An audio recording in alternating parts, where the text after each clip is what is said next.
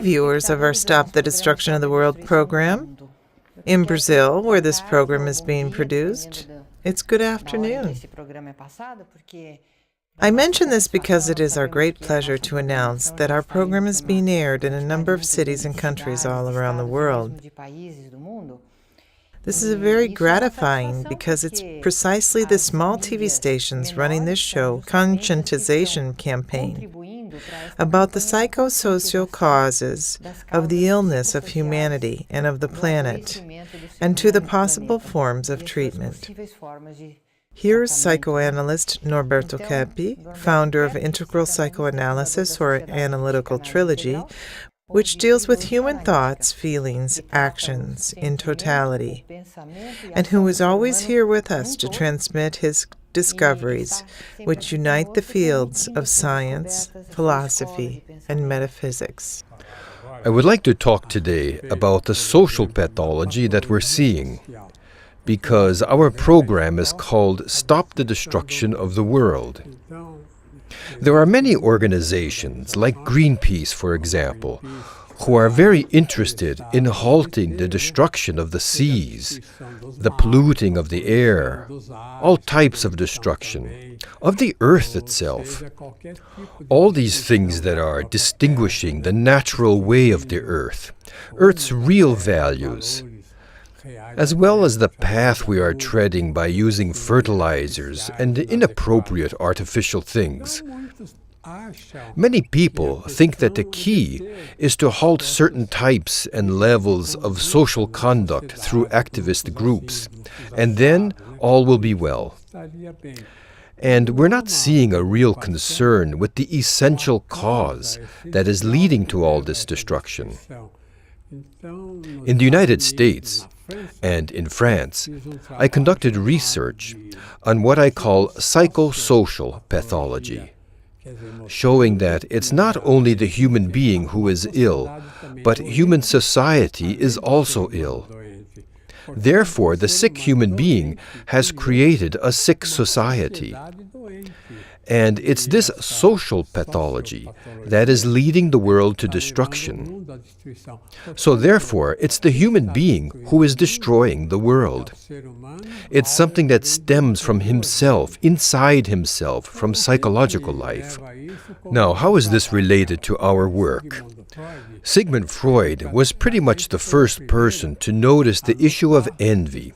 When he visited an institution for seriously mentally ill people, he noticed there, among the patients, an enormous amount of envy. Then later, Melanie Klein and Wilfred Bion started working with this idea, because they noticed that this in fact agreed with what Kraepelin was saying in Germany, the founder of psychiatry.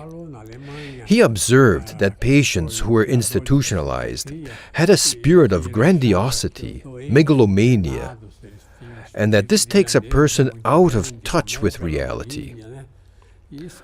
Freud came to the conclusion that indecent things, as he called them, these things that people thought, only he saw them in terms of sexual things. These indecent thoughts were censored by the person himself, and then placed in his interior life where he just didn't want to know anything more about this. And later on, he started speaking about the existence of the unconscious, which Jung well accepted. And Freud thought that within this unconscious was illness, in these repressed thoughts and repressed goodness also, that people don't want to see. I studied at the Heidegger and existentialist schools in Vienna, and I worked there for a long time with Viktor Frankl at his clinic at Marianne Ingassi, which is a street near the University of Vienna. And the orientation in the existentialist school was more to address the issue of consciousness, to unite it to all these factors: Heidegger, Biswanger, Boss, Viktor Frankl, Freud, Jung. And we concluded this, that the human being becomes ill because he doesn't want to see the evil that he has, the ill feelings and grudges he holds, and principally he doesn't want to perceive the envy he has, the conceit, the arrogance that he maintains. If a person doesn't have a certain degree of goodness, he doesn't have the courage to see who he really is. Otherwise, seeing how he really is, he would pass out, because we would have to see the demon that we sometimes have in our interior. Now look at this slide that I have for you. The greatest goodness is being conscious of our evil. You will notice that only the ones who have some goodness are able to see their own evilness. And why is that? Now, this is the crux of the question, isn't it, Claudia? We were once visited by one of the best German philosophers of our time. He really studied this question of psychopathology. And he said that our clinic, our society, was the only one that not only dealt with the pathological aspect of the human being, but also considered his sane aspect as well. His name is Arnold Kaiserling, and he presently lives in Vienna. So what happens if a person trusts the goodness that he has within? Then he will trust to see his own evil.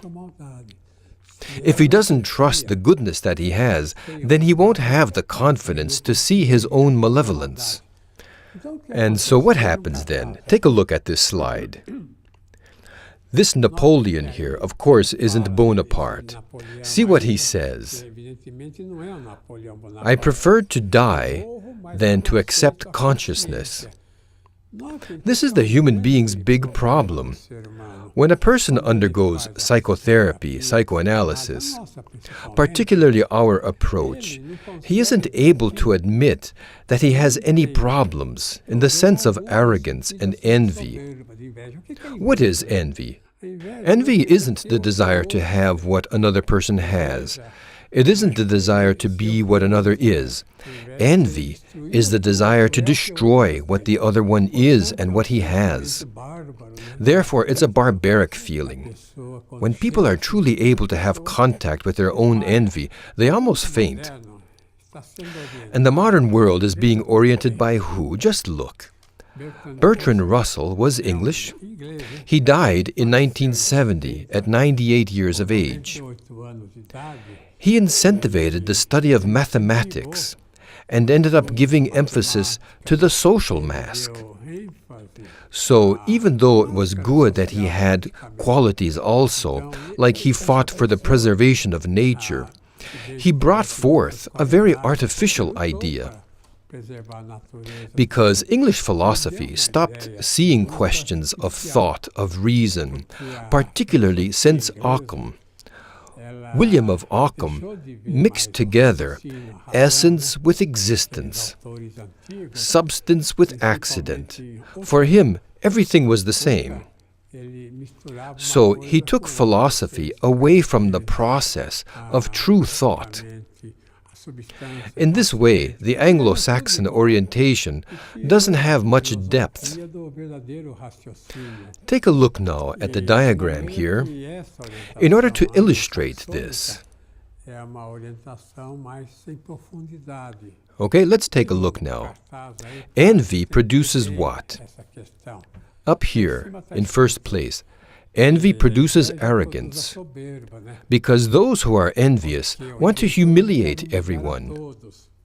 And envy produces avarice, greed, because envious people want to dominate others. And thirdly, it produces gluttony. The same thing. He doesn't want any food left for others. Is there any food left for the others, Dr. Kepi? He wants to eat the world. My gosh, yes. And he's full of rage because he wants to destroy others. He is lustful because he doesn't accept love. He's lazy in order to avoid doing good. Notice that these are inverted elements. The world is inverted. In fact, it gives value to arrogance. In general, human beings admire those who are arrogant, stuffed with power, aloof, and unfriendly. And why? Because we think that by not seeing our defects, that we're in goodness. So take a look at how human beings conduct their lives. Look at the diagram. 90% of human conduct is about destroying, attacking, eluding, lying, giving up, running away, malicious gossiping, being unhappy, destroying friendships, distractions, gluttony, avarice, talking behind people's backs, projecting problems onto others, despair, confusion, fights, and illness. Society lives in all this confusion because people don't want to see this part of themselves. Do you see? But humanity lives 90% of the time in this, because the human being thinks that by not seeing this, he's okay. So by not seeing his arrogance, then he thinks he's not arrogant. By not seeing hate, then he doesn't have hate. And this is why people become ill. Returning to the chart, look, 10% is what the human being should be, what he is by nature. That is, constructive, accepts well other people, lives within goodness, has friendships, happiness, knows how to share, cares for others, he's prudent, good, peaceful, enterprising, healthy. So this 10%, in 100,000 people, 10,000 people are more balanced. So what's happening in reality? All these problems of envy, rage, arrogance that people don't want to see, all of this dominates one's life.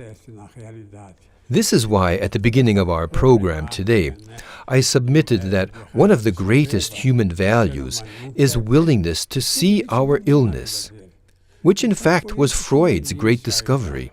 Psychoanalysis is all about this. With the exception of the need of eliminating the sexual question as the etiology of the human being's problem, because sex is something inferior, something secondary. But by not seeing how arrogant and lying the human being is, he isn't able to live well, live happily. Then illnesses appear, in order to hide the defects that he has. We'll be right back, won't we, Claudia? Even if we don't have a lot of consciousness, we can perceive that life is divine. We live in transcendence, whether we accept it or not. We still live in an earthly paradise, except we don't accept it.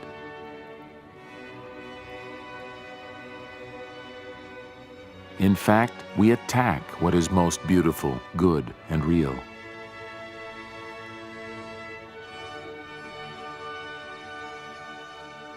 Consciousness of our envy and inversion will make it possible for us to return to this paradise we've abandoned. We don't need to build it. We just need to accept it.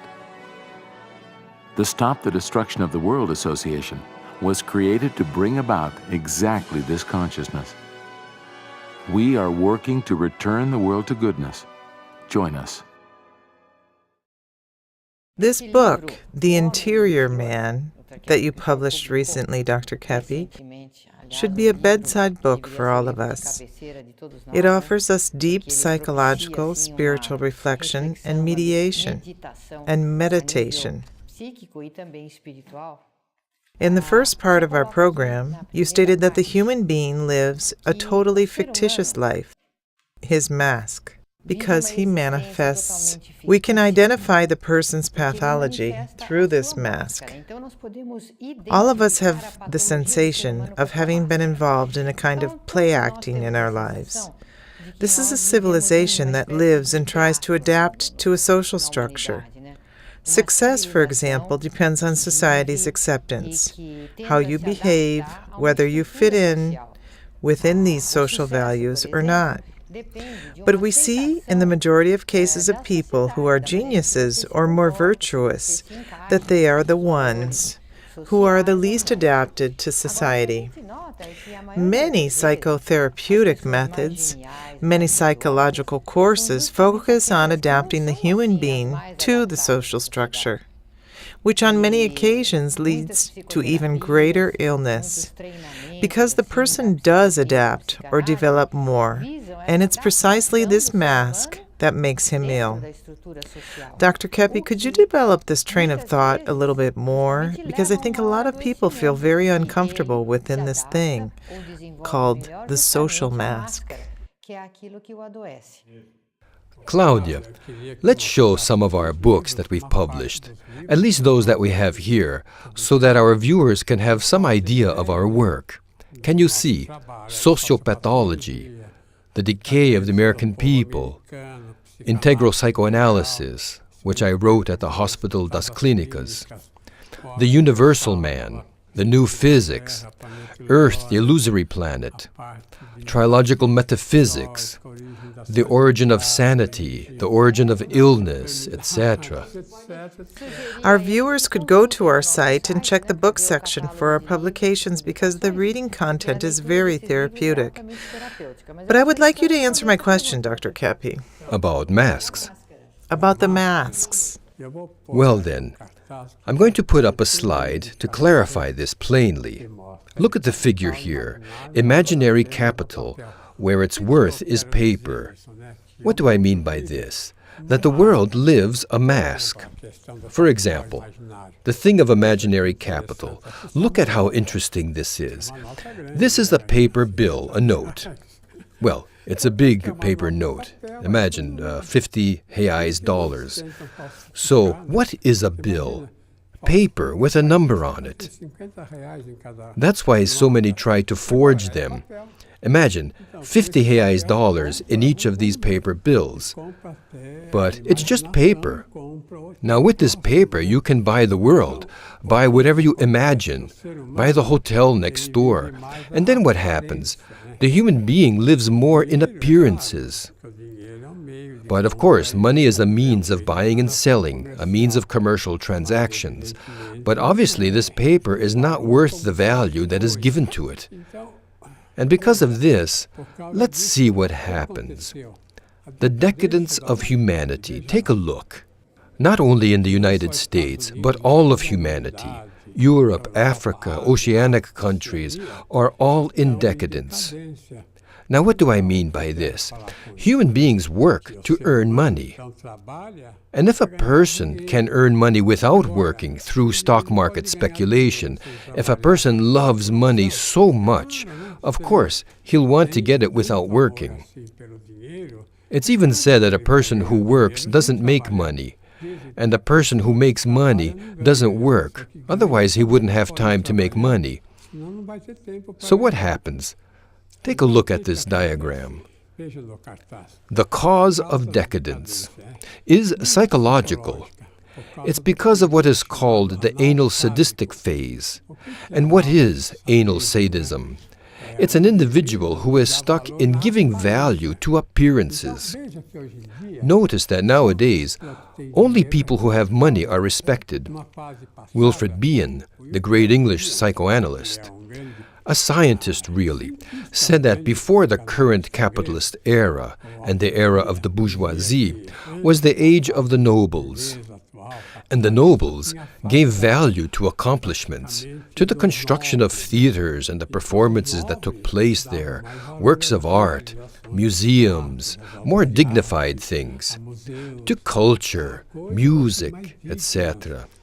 Nowadays, the only ones who are respected are those who have, as the Americans say, money, money, money. They also refer all the time to money, prestige, and power. These three elements make up the mask.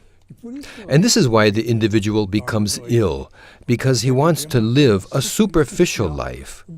His life's a balloon, as this slide demonstrated, which just burst for any reason. Looking again at the diagram about decadence.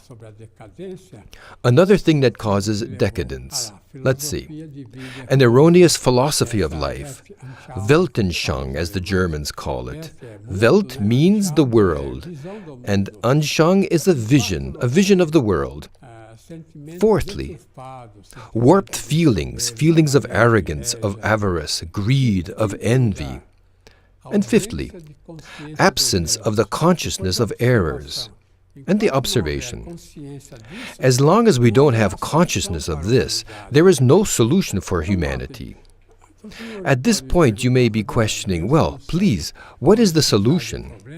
And indeed, when a problem is raised, we have the obligation of also bringing the solution. So, what is the solution? One of the solutions that we considered is this. Let's see the diagram. To avoid this decadence, 1. All economic organizations must belong to all those who work in them, forming companies that belong to everyone. You see, we call them trilogical companies. So, an individual should not have a company because he has money, like these huge capitalist conglomerates that have all the money in the world and go around buying up this company and that one and another one and another one. They profit from the capital that they use. That is, without working at all. They get money from the machines that are operating, from the workers and administrators who are manufacturing everything, the production of those in the company. But the ones who earn well are those who don't produce anything. They take all this money, which is really just paper. Secondly, would you like to read, Claudia? Each person should earn what he produces through his work, and not based on the capital he has in the organization. Of course, explaining this to an individual who lives off of capital, well, he's going to have a fit. But most of humanity is completely stopped because of this. An individual who does nothing begins to stagnate his intelligence, his emotions. He is stopping everything good that he has, that he is, you see. Because the question of a person's external movement is in direct relation to his internal vibration. If he has no interest in cultivating a love for culture, for civilization, he dies. Now look, there are anal sadistic individuals who only want money. They are absolutely horrific people, people capable of killing for money. So they are very sick individuals. Let's see thirdly. Forming triological societies that can control the people and groups that exploit. Do you get it? This is a social structure where people earn in accordance with their capacity. If one has the function of a director, he would have to earn a lot more than others who don't have the same responsibility. Each individual has to earn in accordance with his function. A scientist or any individual who brings development to humanity has to earn more than those who don't bring the same degree of benefits. Let's see now, fourthly. The gradual elimination of huge tracts of private property is the only way to bring peace and a life free from anguish. Everyone should have his or her own small property. The planet is large enough for humanity as long as some don't take excessively. Now, of course, I'm not trying to start a revolution here of suggesting that you go take other people's property or their land or something like this. That's not it. I'm talking more in the sense of having laws that protect people so that each one is allowed to have and to develop whatever he can attain in life. Imagine, just think about this situation where so many people spend their entire lives in misery and who don't have any other life here. His life was that.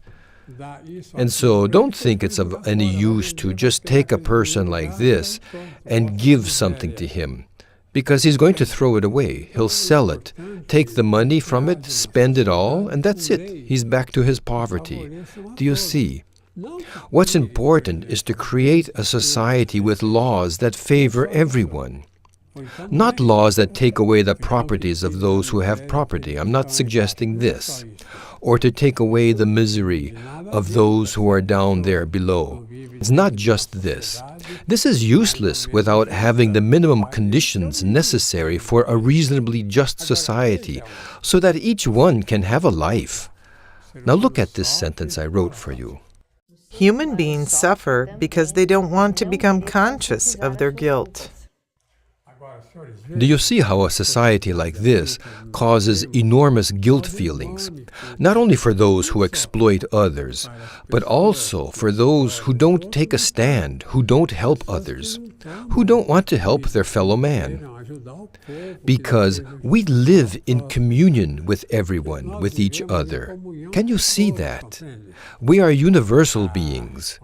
We don't depend only on trees, on animals, the land, the seas and air, but also we depend on other human beings. Therefore, we need that others also have at least a reasonably good energy, so that we can all go forward and develop. Have you ever noticed, for example, a farmer with a love for the land, for his crops, plants, for animals, that the animals live better, the plants grow better and yield more fruits. His family and all around him feel better, they're happier. It's because of this connection that we all have to one another. So, we have to give everyone conditions conducive to well-being, so that the world can blossom. And we'll be back next time at the same time. And our telephone number in São Paulo is 718-285-6992.